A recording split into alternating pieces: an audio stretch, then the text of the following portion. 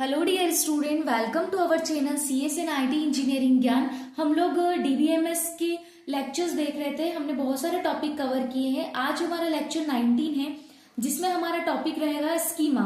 तो हम देखेंगे what is schema with example. So video को स्टार्ट करने से पहले मैं बोलना चाहूंगी कि अगर आप मेरे चैनल पर नए हैं तो प्लीज मेरे चैनल को सब्सक्राइब कीजिए और बेल आइकन पर प्रेस करके ऑल नोटिफिकेशन पर प्रेस कीजिए, ताकि मैं डेली जो भी वीडियो अपलोड करती हूँ उसका नोटिफिकेशन आप तक पहुंच जाए। हम लोग सारे लेक्चर हैंड रिटन नोट्स के थ्रू पढ़ेंगे, ठीक है। तो हम लोग वीडियो को स्टार्ट करते हैं। उसके पहले मैं आपको रियल लाइफ एग्जांपल के थ्रू कनेक्ट करना चाहूंगी कि एग्जैक्टली स्कीमा होता क्या है। सो स्टूडेंट, इमेजिन करो कि आप एक नए शॉपिंग मॉल के आर्किटेक्ट हो, ठीक है। सो कंस्ट्रक्शन स्टार्ट करने से पहले आपको एक ब्लूप्रिंट डिजाइन करना पड़ेगा, जो डिफाइन करेगा कि फ्लोर कितने होंगे, शॉप कहां पर होगी, एंट्री और एग्जिट गेट कहां रहेंगे, पार्किंग और सिक्योरिटी सिस्टम कैसे वर्क करेगा।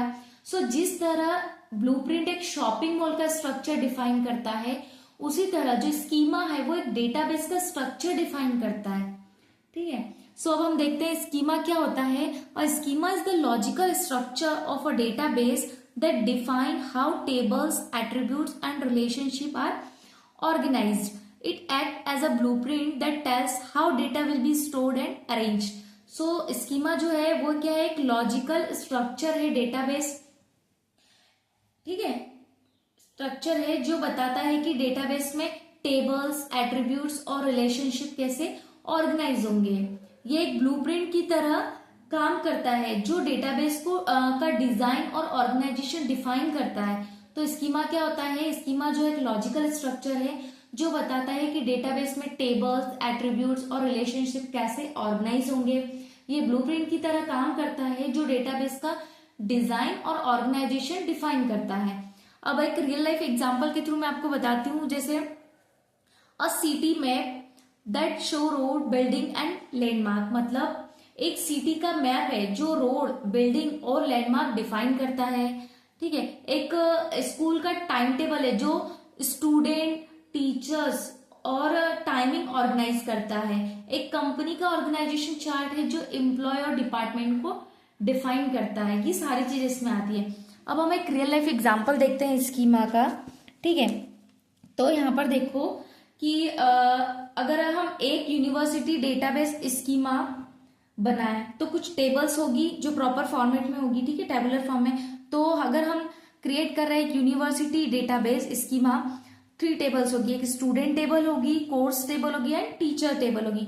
तो स्टूडेंट टेबल की अगर मैं बात करूं तो यहाँ पर हमने स्टूडेंट की ID, इसका नेम, एज और कोर्स लिया है, ठीक है। सपोज स्टूडेंट का नाम राहुल है, प्रिया है, इसकी एज इतनी है, ठीक है।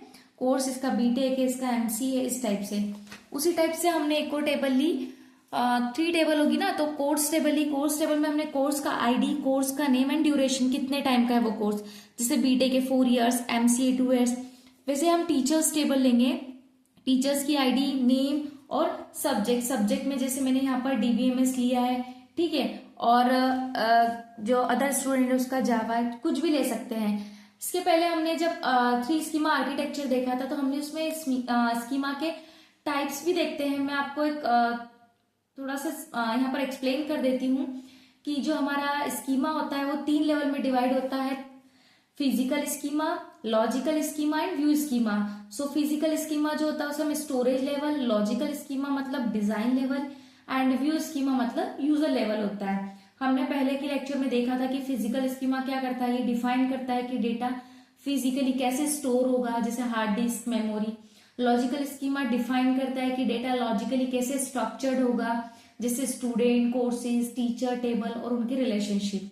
और व्यू स्कीमा क्या था, डिफाइन करता है कि डेटा यूजर को कैसे दिखेगा, कस्टमाइज व्यू, ठीक है। स्टूडेंट का पोर्टल में सिर्फ स्टूडेंट के इनरोल कोर्स शो होंगे, एडमिन डैशबोर्ड में सभी रिकॉर्ड दिखेंगे, इस टाइप से, ठीक है।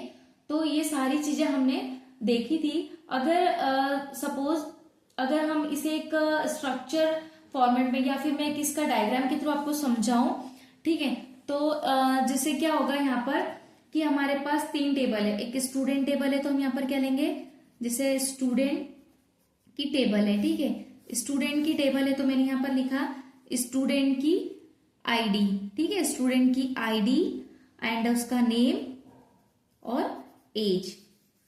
फिर स्टूडेंट इनरोल करेगा, ये इनरोल, इसका ईयर डायग्राम है, ठीक है।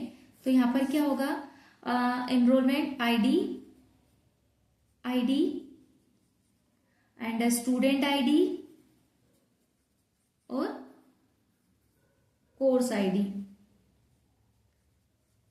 मैंने थ्योरी में लिखा भी है, आप जब नोट्स बना तो आप चेक करना। कोर्स आईडी, ठीक है। कोर्स आईडी में मैं यहाँ पर कोर्स में मैं यहाँ क्या लूंगी, कोर्स आईडी, नेम और ड्यूरेशन। फिर यहाँ पर मैं लूंगी टीचर, ठीक है। टीचर में हमने यहाँ पर लिया टीचर आईडी,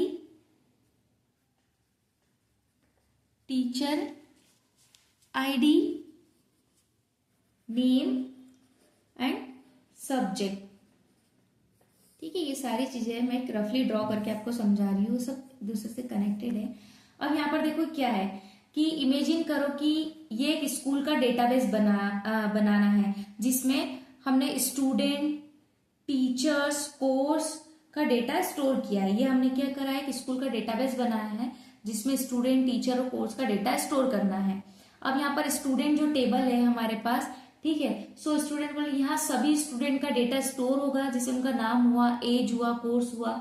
कोर्स टेबल में हम क्या लेंगे, कोर्सेज का रिकॉर्ड रहेगा, जैसे कोर्स का नाम रहेगा, ड्यूरेशन की, कितने टाइम का कोर्स है। टीचर टेबल में हम यहाँ पर क्या लेंगे, टीचर्स का डेटा स्टोर होगा, उनका नाम, सब्जेक्ट, कौन सा सब्जेक्ट टीचर पढ़ाता है। और इनरोल टेबल में क्या होगा, ये जो टेबल है बताएगा कि कौन सा स्टूडेंट कौन सा कोर्स में इनरोल्ड है, ठीक है। सो ये सारी चीजें आती है इसमें। तो आप लोग भी हैंड रिटन नोट्स बनाइए, और अगर आई होप आपको पसंद आया हो, अगर आपको कोई डाउट हो तो मुझे कमेंट बॉक्स में कमेंट कीजिए, और हाँ वीडियो पसंद आया तो लाइक कीजिए, शेयर कीजिए, और चैनल को सब्सक्राइब करना ना भूलें।